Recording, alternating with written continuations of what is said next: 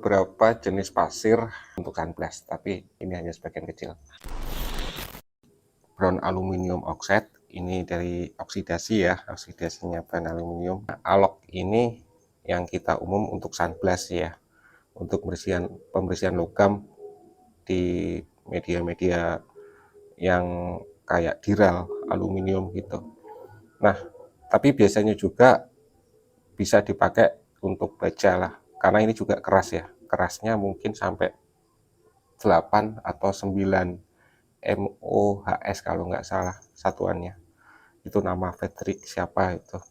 Nah, nah alok itu debunya nggak terlalu, ada debu cuma nggak terlalu kayak pasir silika gitu. Nah, kalau nggak ingin debu terlalu banyak ya biasanya pakai steel grit sih. Cuma saya di sini nggak ada steel grit ya.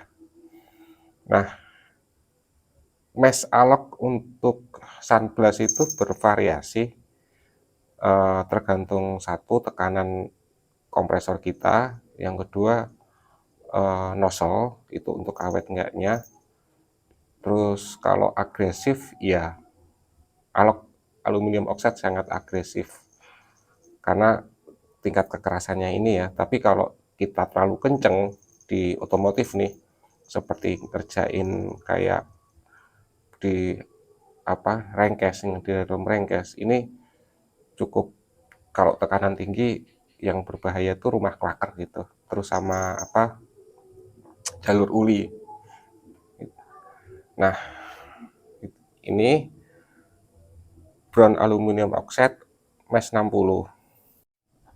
Nah, kalau yang ini meshnya 54, beda. Yang ini 60, cuma beda tipis.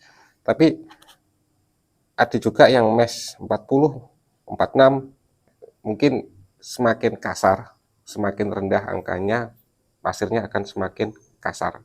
Kalau angkanya semakin tinggi, pasirnya semakin halus. Nah, penggunaan kapan kita mempergunakan kasar, kapan kita mempergunakan halus, sebetulnya lebih sering kalau di kelas industri ya. Tapi kalau di kelas otomotif, saya rasa kok mesh 60, 40 udah kasar banget sih sebetulnya. Kalau di mesh 60 kita cukup, cuma ini hanya pengetahuan aja. Biasanya pasir alok itu kalau di industri biasanya ya kerjain baja atau beton, karena memanfaatkan satu tingkat agresifnya pasir. Kalau kita di otomotif mungkin cukup diperhatikan kalau pakai alok adalah tekanannya, karena biasanya sensitif ya kalau kita ngerjain rengkes rumah klaker dengan tekanan tinggi terus pakai alok, ada risiko penggerusan kalau terlalu tinggi tekanannya dan pakai pasir alok. Garnet mesh 40. Nah, ini kebetulan garnetnya sedikit ada hitamnya ya, ada warna hitamnya. Sebetulnya garnet itu sama alok tingkat kekerasannya beda tipis. Kalau alok tuh di antara 8 ke 9, kalau garnet tingkat kekerasannya di antara 6 karo 7. Kalau nggak salah 7 gitu. Nah, garnet biasanya juga dipakai untuk motong besi waterjet yang pakai air tekanan tinggi, dia juga pakai garnet sebetulnya, nggak hanya pakai air. Lalu di sunblast kita memanfaatkannya untuk bersihin karat, kerak, dan lain-lain. Sekarang garnet nih, tapi nggak tahu ya, mungkin bisa dibantu kenapa saya dikasih sampelnya A, garnet A. Mungkin mewakili angka atau gimana ya. Teman-teman bisa bisa kasih informasi lebih ke saya. Saya cuma kasih ini. Nah, tapi kalau lihat dari jenis pasirnya, yang A ini dia lebih kasar ya daripada yang 40. Dan kedua warnanya ini merah. Lalu yang ini ada hitamnya. Alok juga sebetulnya ada 3 warna sih, white aluminium oxide, brown, sama black gitu. Soal kualitasnya terus terang saya belum pernah nyoba yang white sama yang black alloy. Saya masih pernah pakai yang brown aluminium oxide ya. Nah, kita lanjutin yang garnet ini. Kalau pasirnya gede gini pasti profilnya nanti juga semakin kasar. Sekarang ini juga BFA sih, mesnya 40 sama. Cuma kalau yang ini kan alok ya. Tapi kalau yang ini garnet sama-sama mes 40-nya. Ini kasar.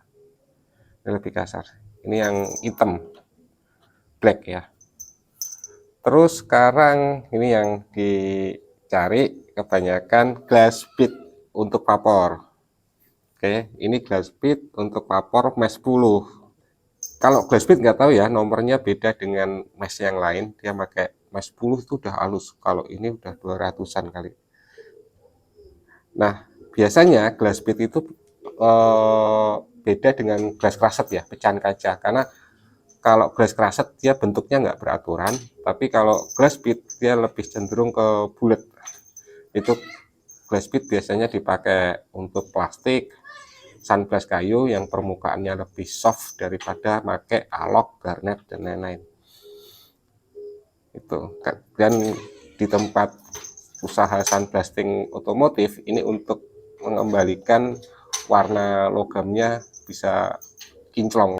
Glass bead sendiri punya beberapa mesh ya. Ini yang saya punya. Sebetulnya di angka 10 sampai 1 sampai 10 sebenarnya ada sih. Cuma saya dapatnya glass bead yang nomor 4 nih sampelnya. Ya, nomor 4. Ini bulat-bulatannya udah kelihatan banget. Udah agak kelihatan bulat. Yang nomor 4 glass bead-nya. Terus yang ini glass bead nomor 3 itu bulat. Ini ya, ini untuk vapor. Kalau ada benda keramik untuk bersihin taman atau bersihin batu-batu apa bisa, tapi tingkat kekerasannya nggak bisa agresif ya, kayak alok jangan disamain. Ini tadi hanya sebagian kecil jenis pasir yang sebetulnya banyak sekali jenis pasir untuk sunblast ya. Maksud saya teman-teman bisa memperhitungkan kebutuhannya pasir bukan hanya tentang harga tapi juga tentang tingkat agresif, kekerasan, terus sama faktor debu karena tingkat visibilitasnya juga berpengaruh ya pada waktu kita kerja di sunblast. Terus gampang pecah nggak, itu nyangkut ke tingkat kekerasannya sama kecepatan kerja kita. Dan faktor yang harus nggak bisa ditinggalin adalah apa damage ke barang yang kita kerjakan, tentang pengerusan utamanya. Karena di sunblast kecil kayak saya biasanya yang paling sensitif adalah rumah klaker sama jalur uli ya. Ini tadi hanya sebagian kecil jenis pasir yang sebetulnya banyak sekali jenis pasir untuk sunblast ya. Maksud saya teman-teman bisa memperhitungkan kebutuhannya pasir bukan hanya tentang harga tapi juga tentang tingkat agresif, kekerasan, terus sama faktor debu karena tingkat visibilitasnya juga berpengaruh ya pada waktu kita kerja di sunblast.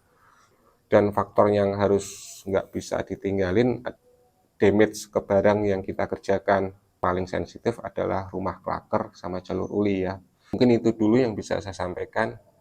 Saya ucapkan terima kasih support dukungannya yang udah mampir. Kurang lebihnya saya mohon maaf dan dikoreksi jika ada kesalahan. Dan makasih ya.